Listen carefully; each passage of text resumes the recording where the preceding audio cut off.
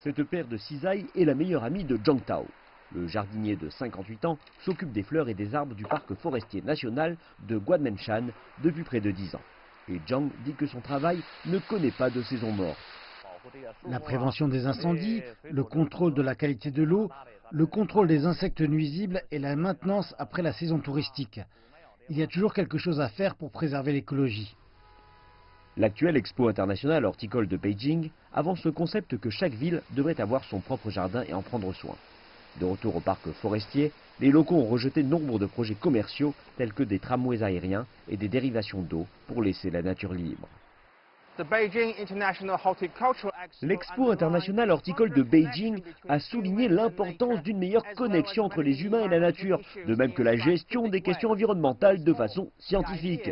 De plus, les idées de mieux comprendre la nature, associées à un mode de vie vert, ont reçu une large acclamation mondiale. La plupart des zones pittoresques ont leur propre plan de développement sur le long terme.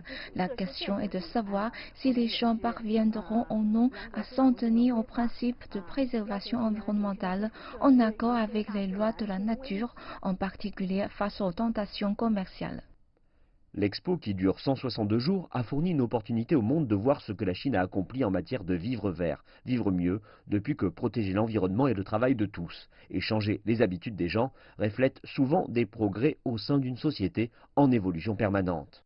Lorsque j'ai commencé à travailler ici, nous devions empêcher les touristes de cueillir les fleurs et de laisser des détritus derrière eux, mais désormais les gens se sentent davantage concernés par l'environnement. Et susciter une telle prise de conscience est en accord avec la protection de la nature que l'Expo promeut.